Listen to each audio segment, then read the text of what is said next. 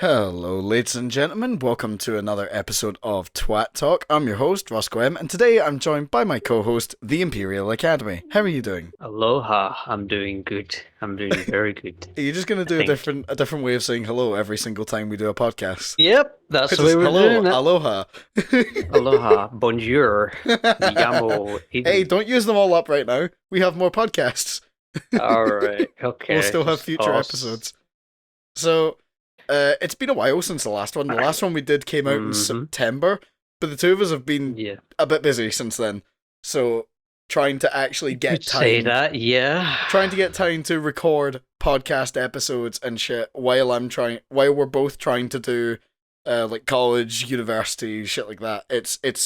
Yeah. Finding time for this is hard, but we have a few things to talk about.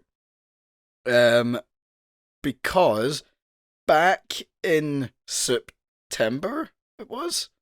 Yes, September. Yeah, back in September, we attended Comic-Con. You went I'm not in sure cosplay. if you're gonna put the. I did. Yeah, I'm not sure if you're gonna put the pictures up on screen, but yes, I don't think so. No, I don't know. Fine. We'll see what happens. I normally don't edit these too much, but so we went to Comic-Con. You went in cosplay. I went as the photographer because one, I'm doing a photography course, and two, I didn't have my cosplay ready in time. So our dual cosplay ended up being just one. But I had a good time going as your photographer. Time. It was a good laugh, and it gave me some photos to edit at the end of the day, which was a lot of fun. I really enjoyed it actually. It was a good time. And it was for the most part free of BO. Oh, hello. Hello? What happened there? I don't know. Hello? You cut off for a second. Damn. Could you repeat that? What you were... It was a good time, and it was mostly free of body odor. Yeah, surprisingly enough, it wasn't that. There weren't too many smelly. people that were nasty. Yeah, because it wasn't like a ginormous convention. It was fairly spacious. Mm-hmm. So you can never quite get close enough to smell someone's BO. Yeah, maybe the wrestlers. There was wrestling. Yeah, maybe the wrestlers. It was a good time though. Like there was a lot of stalls to look around. There was just so much stuff. So I went as yeah. I'll let you do that. I went as the son of Sparta himself, the wanted criminal and terrorizer of cities all across the DMC world, Virgil. Yeah, shit was cool. I was meant to go as Dante, but I didn't have it ready. We didn't have it ready. That's correct. Yeah, I didn't have it ready in time. So, it was a good time. Got plenty of pictures. Didn't see any other DMC cosplayers, unfortunately. No, we didn't find a Dante, despite the fact that I went to a con a couple. No, it was nearly a year before, and like more or less the first thing I saw was like maybe at least 3 Dantes. Yeah, but that one was more of a like anime Japanese kind of convention. Yeah, kind of thing. Yeah, no, I really enjoyed it. It was a good time. So we went there, and I learned that there's a cosplay masquerade on, which I originally got confused. Yeah, you thought it was the competition. Yeah, so I didn't realize, it wasn't until I was told by someone we met there that anyone could apply regardless of the quality of their cosplay. Because you thought you couldn't apply because it was a competition for people who had made their cosplay and you'd bought essentially the whole thing. So, but no, it was essentially... Yeah, you made the Yamato. That was fucking sick, by the way. Yeah, it's alright. It was rubbish. I don't think it was that great, but... Hey, look, it's fucking more than I've ever made. I've never made anything. I've never made anything. At make most YouTube videos. I'm talking about actually like making something physical. I don't have DVDs burned of my YouTube videos. What if I start doing that? What if I start doing that? If I start not only posting them on YouTube but also like giving them out to people as DVDs? Yeah. Hey guys, do you want to buy my Resident Evil 4 remake review?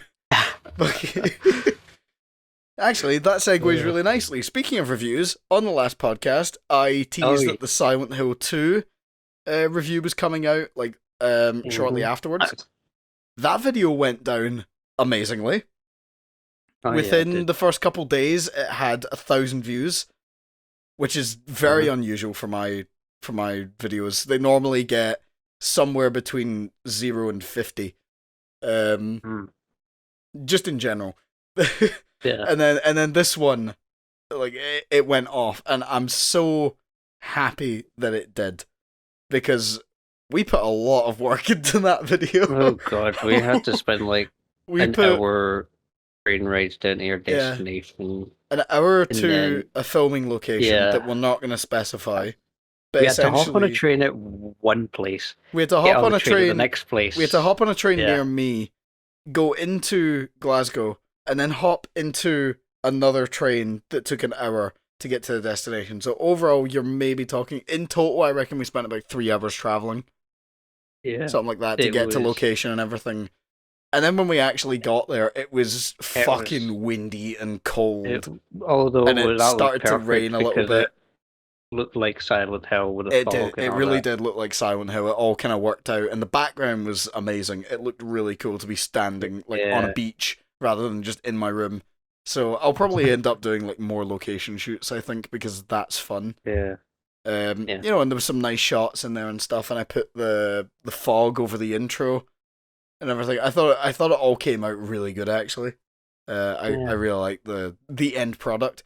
The only thing that bugged me is that I checked that microphone that I'm wearing. I checked that beforehand. There was no noise from it. The entire video, it's rustling against my jacket. All right. There was nothing when I checked the mic, but the second that we actually started recording stuff, it rustled the whole video. I tried to like eliminate it as much as I could, but I did everything. But it's still there. You can still hear it without damaging my actual audio. So it's not horrible. It worked out though. It's still like okay. It's not too irritating. Yeah. It's probably more irritating for me because I know it's there because I edited the fucker. But if you just watch it, you could probably eventually learn to tune it out. If I just look at other stuff. And then, a couple weeks later, Resi 4 Remake video came out. Really proud of that one. It's now the second video I've done that's like over 40 minutes long. Yeah. Which, I mean, given that the first one I was talking about 3 games, and this one I was talking about 1 game, that's quite an achievement for me. And then just to rattle through the other 2, Metal Gear Rising came out. That one didn't do it as well. That was still good though. I like the video personally. I like the background on it. I think it's really funny with Jetstream Sam being there. And that fucking face. I can still see it now. Yeah. And then we have my most recent video, which came out on Halloween, about Project Zomboid, which marks my 500th public YouTube video, which I'm really proud of. I spent weeks trying to come up with something for 500. And eventually I was like, okay, we'll do Project Zomboid. I did not anticipate that video being so short. Yeah. I thought that video was going to be a lot longer. I thought I'd have more to say. But reviewing a multiplayer game is so fucking hard. Well, I mean, that game is quite in-depth, so it is... Yeah, there's a lot of in-depth systems that I could talk about, but I didn't experience a lot of them. So I kind of ran into the problem of like, what the fuck do I talk about? I couldn't think of stuff. And any other idea that I had for 500, I was like, nah, that's shit. Yeah. Because I had an idea of like, oh, what if I reviewed multiple games that I didn't review? It was shit. The video, no matter what I came up with, it didn't seem good enough for 500.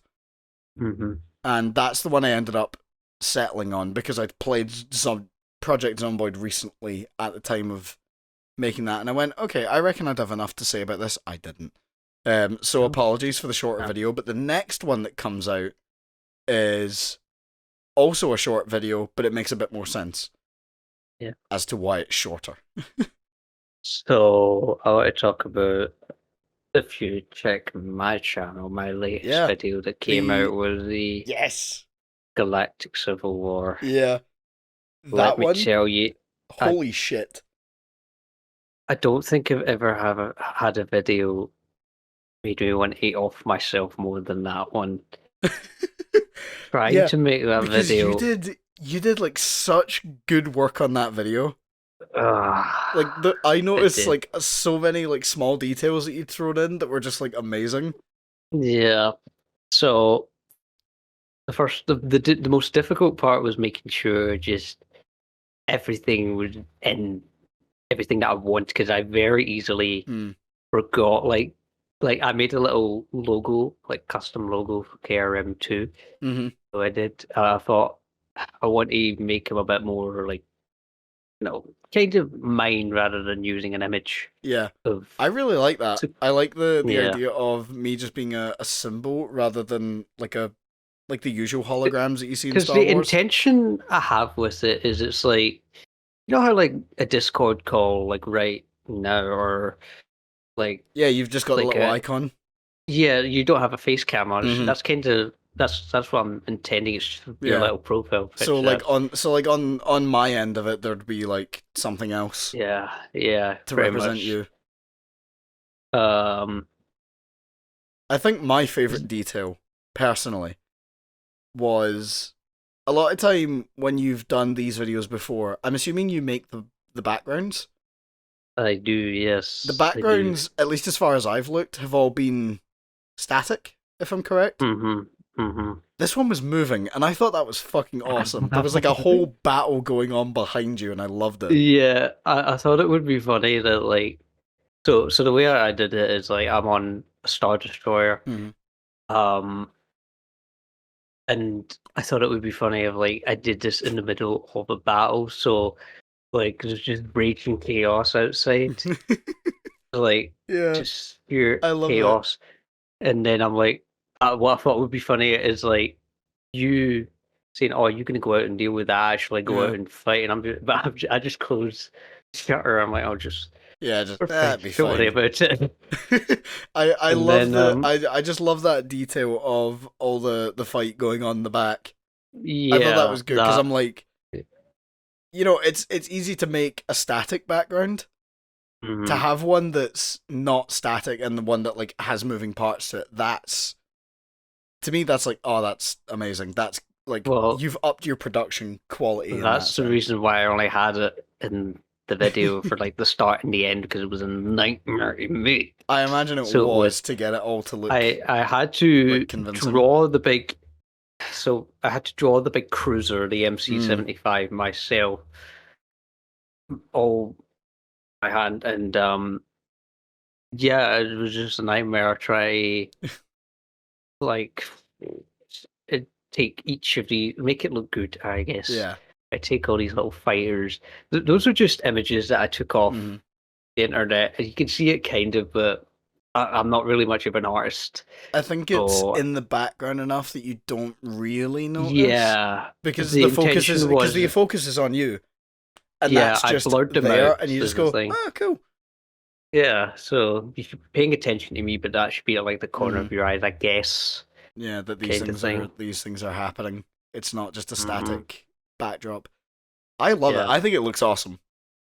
Personally, I've got not the next one, but the following video. Stay tuned for that one. It's going to be good. That one is going to be a bit ambitious. Not as ambitious as this one, but I've got something interesting visually I'd like to do with that. I was going to say, he's teasing this. He's also teasing this to me because I have no idea what the fuck he's talking about. No? I'm sure you'll probably end up telling me at some point. Or you'll just leave it be. We shall see. Yeah. I've been in a really weird like slump the past couple of weeks. I've not done anything for YouTube. In like, oh no, I haven't stopped doing shit for you. I think it's I have not made. I don't mean anything... like I know it may seem like it considering my upload schedule, but I am. Yeah, you do on stuff. You put a lot of work into them though, which is like fair. Just takes time. Yeah, especially with you adding things in, like, you know, having to draw assets or make things move and things like that. It's But I've been really awful with it. I've done like nothing because I've been so drained of energy the last couple of weeks that I've been like, anytime that I sit down and even think about it, I'm like, I can't be fucked. Thankfully, the break from doing YouTube stuff has allowed me to work on a few side projects that might come to YouTube. I'm not sure yet. Not going to say anything about what those are because I don't actually know if they're happening yet. Yeah. But they're at the very least past. They're at like the end of pre-production, the start of production. So they might come. They might come to YouTube. Who knows? It's allowed me time to work on that sort of stuff, and not really talk, and give me a break from talking about video games. Which I think I needed. And now coming back in, I've just finished a script today for the next proper review that I'm gonna do, and it's one that's been like sitting at the side for a while, like partially done. So I finally finished it, and I'm happy with it, and I can move into production with that. It's good times. Absolutely, great times. And again, I'm on a roll here with the segues. The reason I've been in the slump for the past couple of weeks is because I've been waiting to find out some interesting information about myself. So yes. Basically, this is the first time I'm actually saying this on like YouTube or anything. Take all the time you need. So basically, I went and got an assessment done.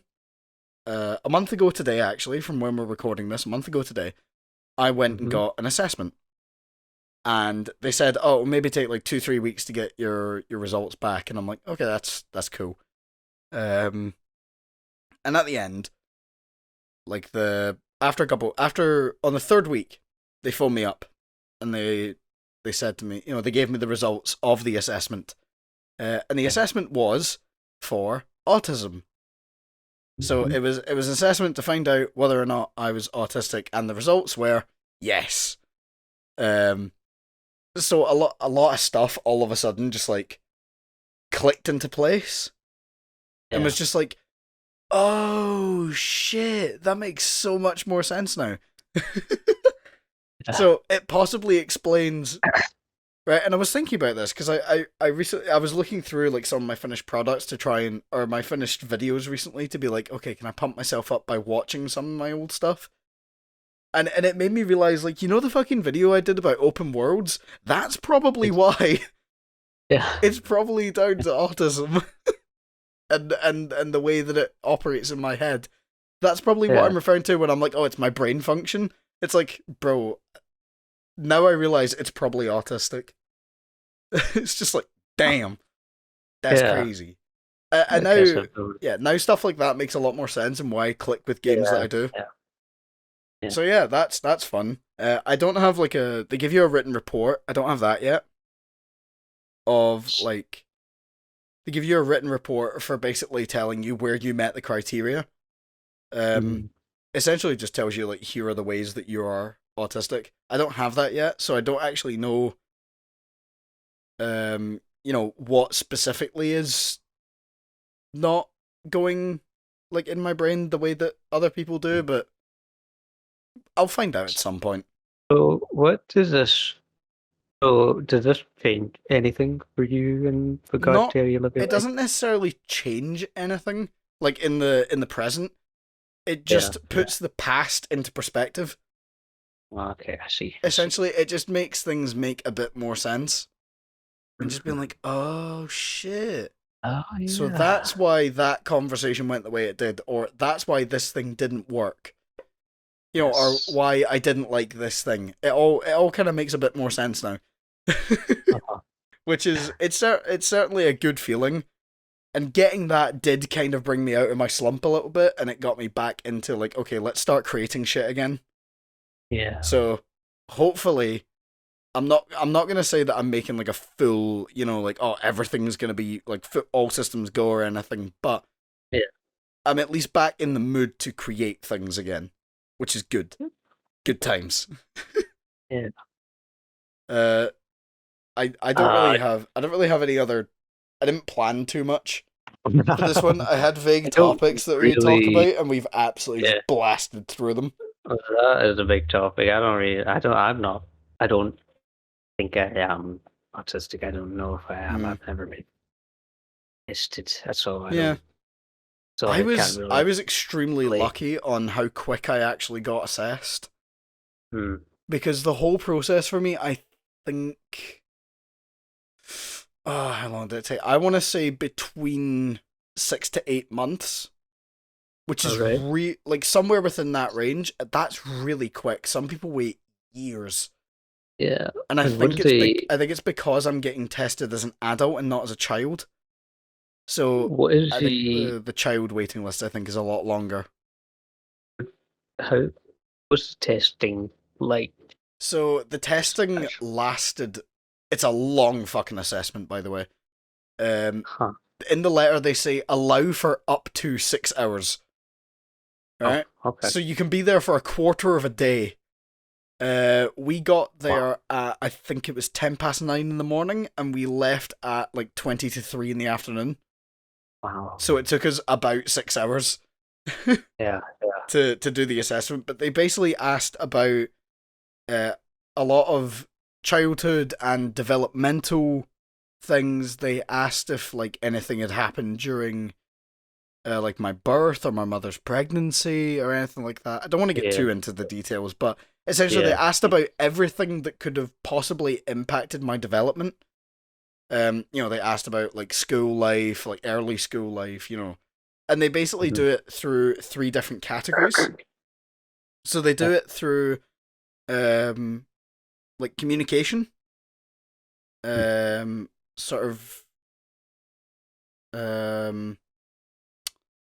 trying to remember what the three categories. One of them is communication. I think the other one is like social cues, and picking up on things like that. And then the final category is sort of what they call like rituals and sort of things like that. Rituals basically being stuff like I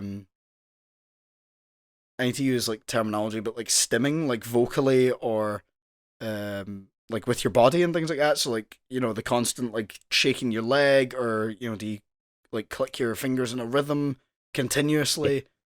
Rituals like, listening to the same song on repeat, like a lot of different things like that. And basically I realized one of the things I realized that was kind of weird, and I was talking to someone about it, and they put it into a different perspective, is I was like, my ability to... Because I always say this to people of like, I like voice acting and stuff like that, and I like doing accents. Accents are really fun. Yeah. And basically realize that part of the reason that I can do it, because people have asked me before, like, how do you do that? And I'm like, I don't know, just do. Like people have said, like, I used to be in a drama class. People used to tell me, how can you do all these different, accents of like Europeans, Americans, different sections of the UK? And I'm like, I don't know, I just can. Worked out what it was. Essentially, apparently, it's linked to my autism. That a lot of the things that go on to do with autism can be to do with imitating in order to like fit in. That's apparently where that comes from. The fact that I can mimic accents is part of the act of imitating to fit in. So essentially, the fact that I can do impressions comes from autism. And I was like, this is weird. Only in my voice, yeah. My voice is a shapeshifter. And I was talking to someone about this, because I was saying like, oh, I got the diagnosis, and they were saying, oh, like, I'm really happy for you, and I'm like, yeah, it's overall, I don't think I'm, what's the word? I don't feel like I necessarily suffer a lot because of it. Maybe socially I suffer, but like overall, I think I'm kind of handling it okay. I mean, and then, I would say these are just the quirks of who you are as a person, I guess. It's that kind of thing of like, for the most part, I don't feel like I necessarily suffer a lot from it. Yeah. In some ways, it actually helps me. Again, like, the fact that I can do voice impressions means that I can slip into different characters and impersonate things quite accurately, blah, blah, blah. Like a skinwalker. Like a skinwalker. But essentially, I was talking to someone about it, and the way that they phrased it was so like interesting. They basically said it's almost like you have a form of superpower. Yeah. And it's like, in some ways, I can, like, they didn't mean it, because I know that some people say that in, like, a malicious way to downplay autism. They weren't being malicious about it. They were just essentially trying to help and, like, look at it from a positive perspective, which I can totally see where they're coming from. And it's the way that I've started to view it is, like, it's essentially, I get the superpower of being able to do voices and all this other stuff, with the downside of the fact that I then struggle to talk to people. Essentially, like, that's my kryptonite. It's kind of, I guess it's kind of a double-edged sword in that. Yeah, it is. And I'm not going to sit here and pretend that, like, you know, it's always amazing and there's no downsides to it whatsoever, because there absolutely is. Yeah. There are absolutely downsides to being born with different wiring in your brain than the majority of the population. There is absolutely downsides to that. And I don't want to downplay, like, anyone else's experience of autism or anything like that. But I've started to view, at the very least, the way that I have it, I've started to view it as more of a positive than a negative. Because it's helped me do so much. And it's helped me become sort of the person that I am now, and I wouldn't change that for the world. I wouldn't want to, because I can't imagine living I can't imagine living thinking a different way than I do now. Yeah, essentially. Absolutely. So, yeah, it's an interesting thing to talk about, though.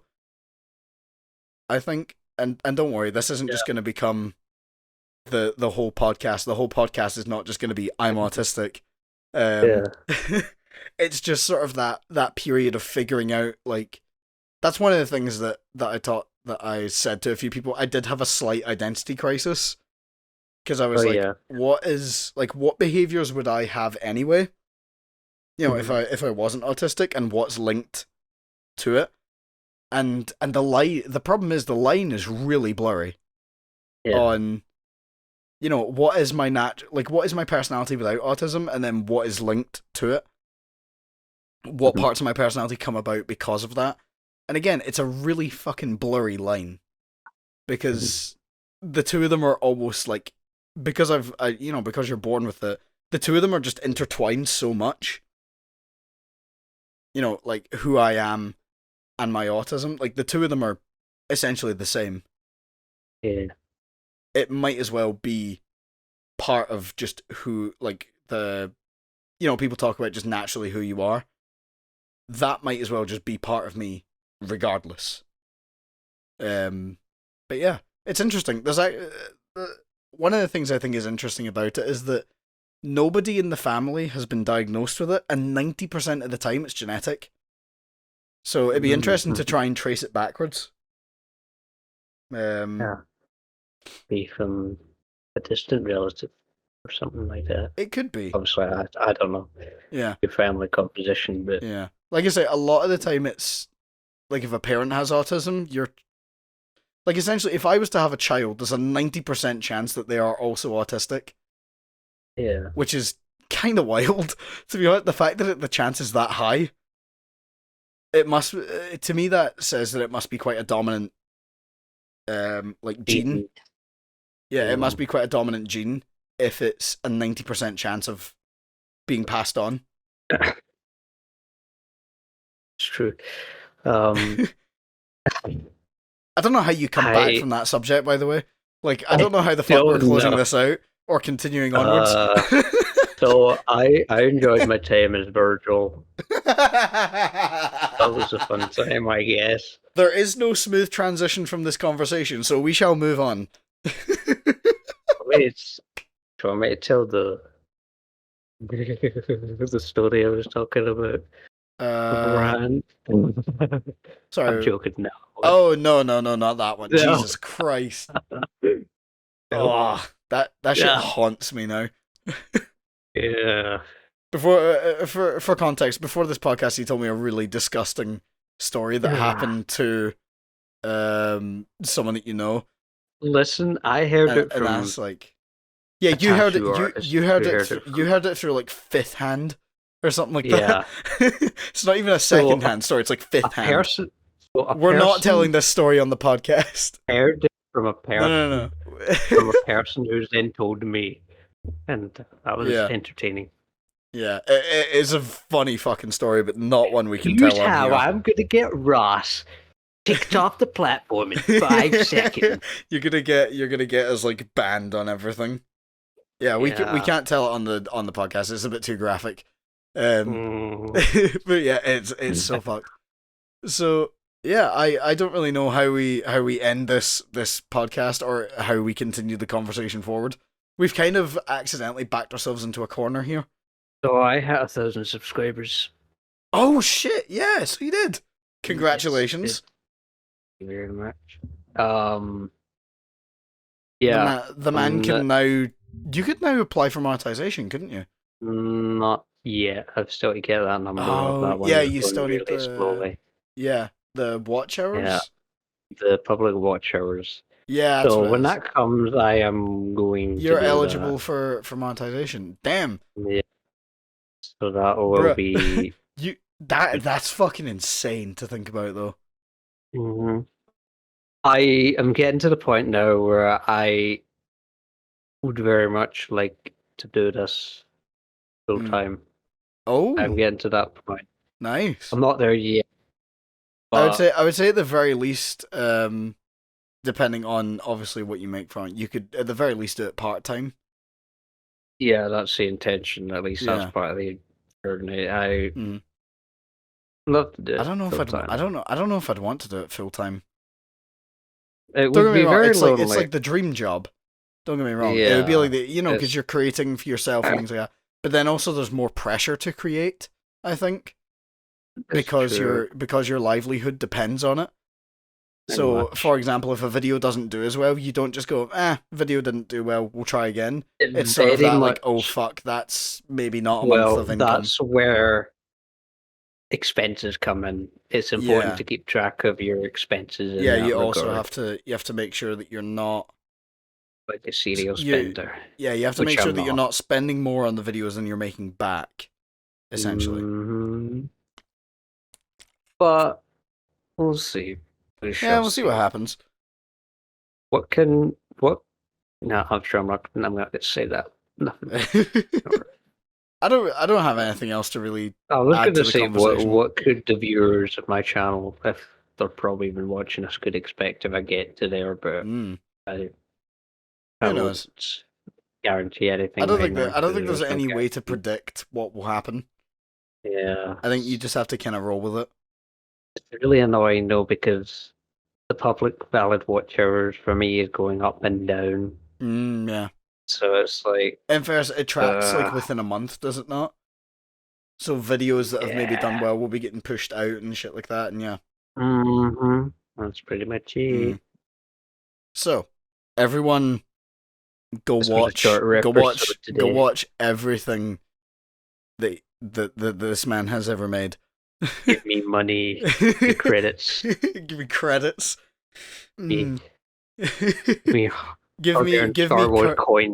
me currently circulating galactic currency. Yeah. Hand it over. I'm starting my own with enough credits. I'll start my own bloody galactic Star Cruiser hotel. And it'll be better than the one that Disney ever made. You're gonna rival Disney. We'll have hot toilet babe strippers. We'll have all expenses paid trips to Scarif. Oh, here we go.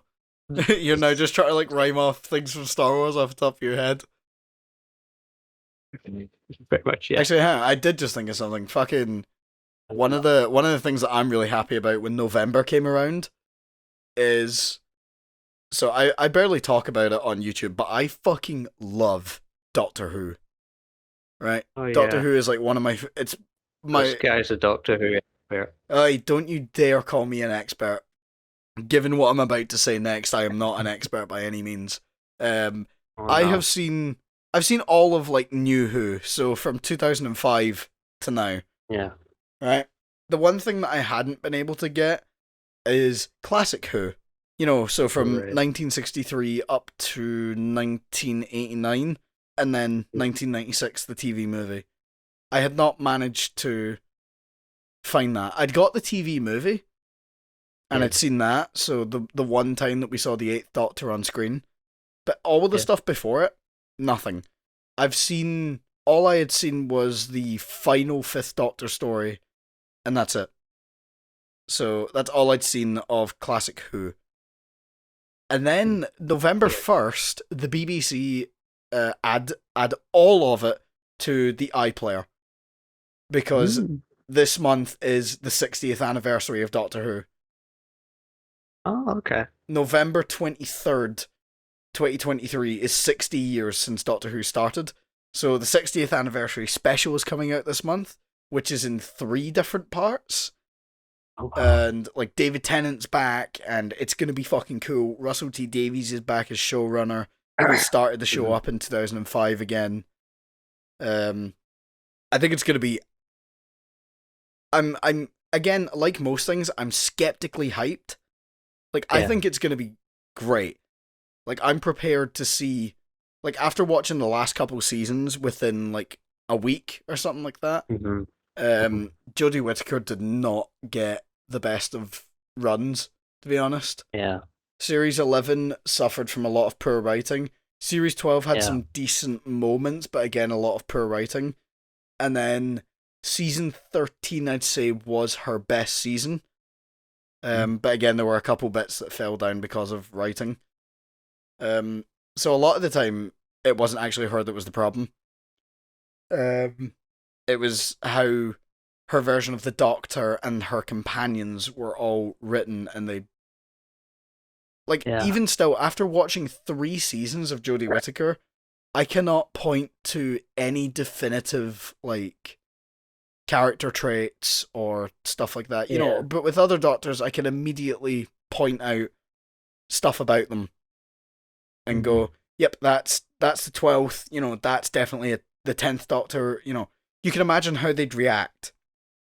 I can't imagine how the 13th Doctor would react to anything, because it was almost as if she was written depending on what the episode needed, rather than depending on what the character would do, if that makes sense. Yeah, I see what you mean. Yeah, like essentially her character changed depending on what the episode needed her to do. And then the companions weren't really that fleshed out at all. I still liked them. Like they were still okay, but they were very kind of like almost template companions. If that makes sense. There wasn't anything in particular about them that stood out. They were very much like, okay, here we have the bare minimum template of a companion. That'll do.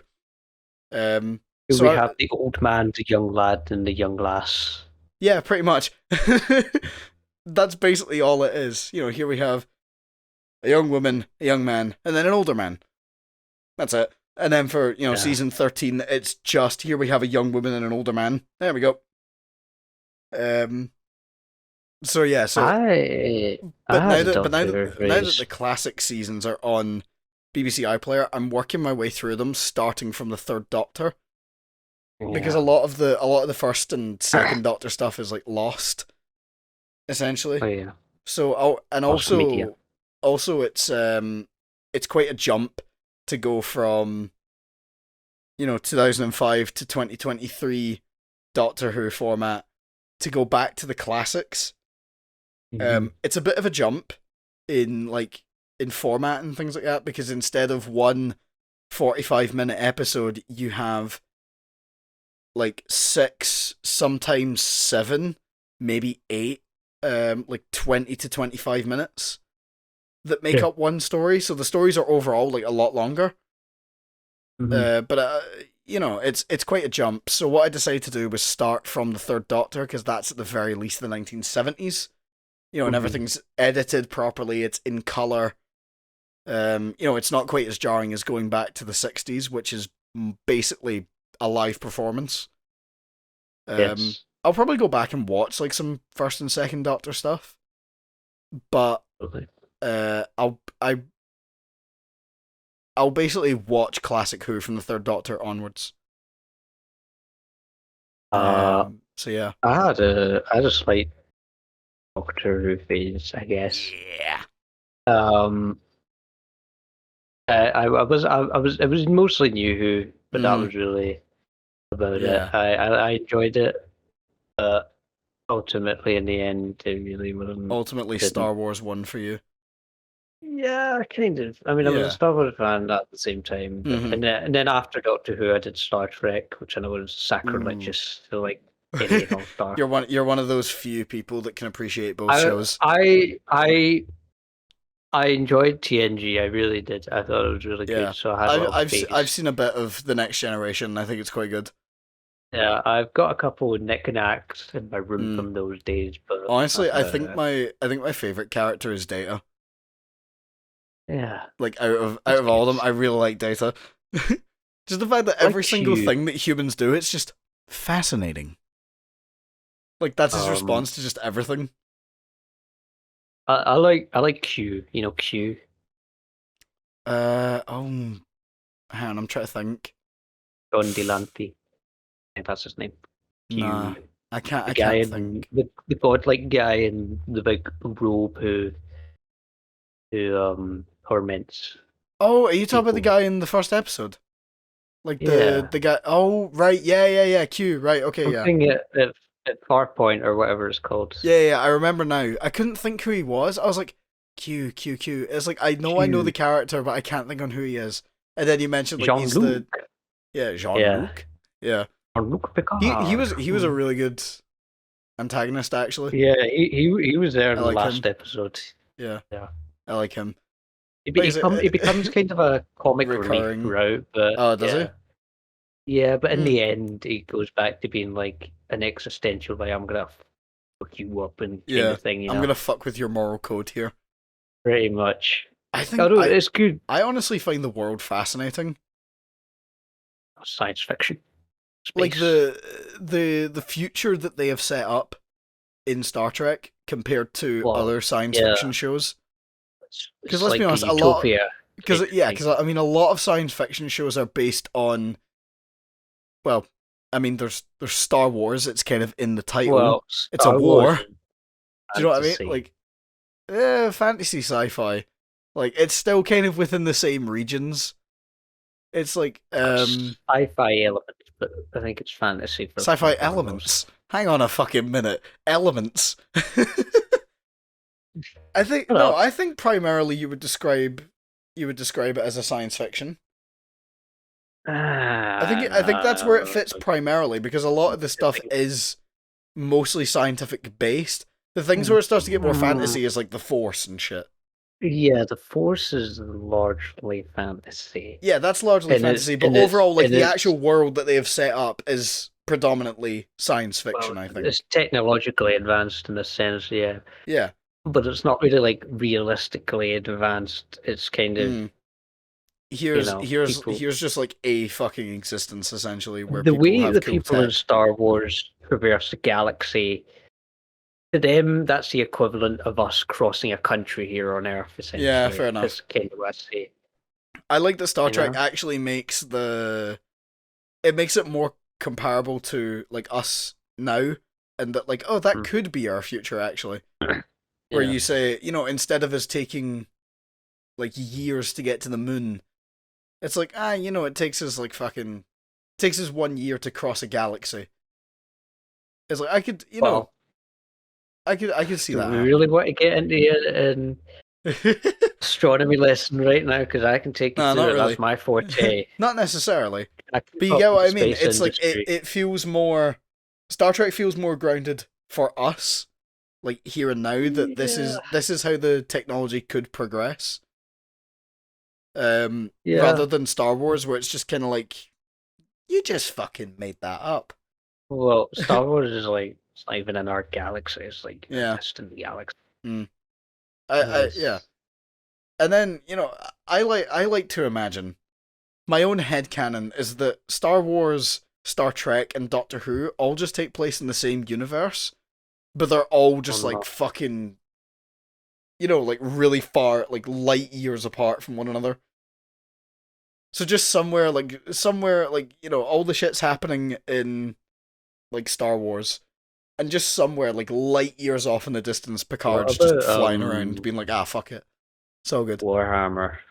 I don't know enough about Warhammer to really fit that in. But if you took, I mean, Doctor Who, Star Wars, and Star Trek are like your kind of three biggest science fiction shows. I'd like to imagine that they all could theoretically exist together. Because it is entirely feasible, I think. If you look at the technology of all of them, it is like, this could work.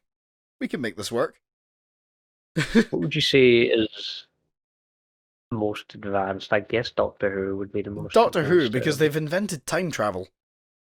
They've invented time travel as a means of, as like a, I don't want to say easy, but like a fairly comparatively simple means of transport. What like about the I guess between worlds? What, the void? Oh, the worlds between worlds in Star Wars. I don't fucking know. I don't know enough about Star Wars to really comment on that. The world between worlds is essentially like this sort of force thing that essentially allows them to sort of go at different moments in time, essentially. Yeah, but the thing is, they've not worked that out as like a means of actually if you think about it, technically anyone from the Doctor Who universe could go to Gallifrey and be taught how to fly a TARDIS. Not everyone in the Star Wars universe could, access the world between worlds. Yeah, like it's like one of those really hidden force things. Yeah. Right? So it takes it takes a lot of training. Also, you have to be force sensitive.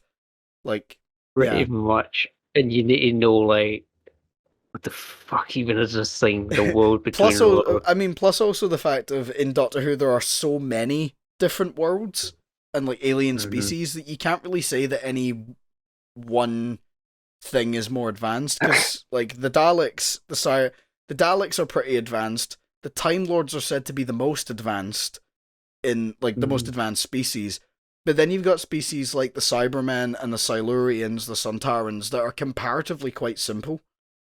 Yeah. And like for example, like the Sontarans, they are technologically advanced compared to humans. However, their culture is not. Their culture is just war and nothing else. So yeah, I think there's an interesting spot for hypotheticals there though, of like the Empire versus a Sontaran Empire. Who wins? Well, I mean, Doctor Who is a bit weird in that. Doctor Who is regard. Weird. It's not like, I'd say Doctor Who is very much fantasy. It's way more based in fantasy. The only really scientific part of it is the explanation of things. Yeah. Because the Doctor does use a hell of a lot of technobabble. Is the official writing term of technobabble. Saying that all of them are guilty of that, let's be honest. Star Trek is guilty for basically just saying the resolving plot of this episode is this thing that we haven't brought up until now that is a commonly known thing in the universe. Yeah. Like, what's that one where they, the one that Up Is Not Jump reviewed, where she basically, like, it's a fucking ghost, and she basically just says, she basically just goes, the fucking matter that is holding your body together is really fragile, and you can basically just get rid of it. Yeah.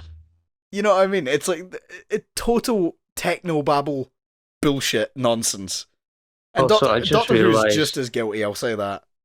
We've just started nerding out this bloody podcast. Either way, Doctor Who is just as fucking guilty of shit like that. I mean, I think of David Tennant's first season, the finale episode. Yeah. There is a crack between dimensions, and if you travel through the void between worlds, you have a certain type of energy that surrounds your body, and essentially what you can do is open the crack, draw that energy back so that everything basically gets fucked into the void, and then close the crack again. Yeah, okay, well. You know what I mean? It's like, really? Yeah. Really? You can just, there's a crack in the universe that leads to another dimension, and you can just open and close it whenever the fuck you want. Listen, I'll just stick with the Toshi station and my perfect mirrors, okay? You just stick with what's known in Star Wars canon. Meanwhile, I'm like, fuck it, let's experiment. See, the thing with Star Wars is a very sort of utilitarian and lived-in and grungy aesthetic. That's how I would describe it, you know? Very sort of... So essentially, Star Wars is... Star Wars is the realistic thing that could happen in the future. Star Trek is the ideal what could happen in the future, and Doctor Who is just like, fuck it. They did something, I guess.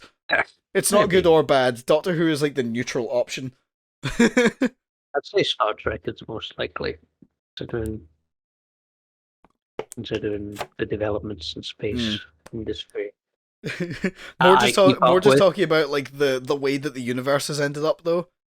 Star Wars is all in conflict. Doctor Who is like in small conflicts all over the place. And Star Trek is basically just, we are resolving all conflict. So essentially, if you look at it from that... I am the conflict. The conflict is not a fight, it's the morals.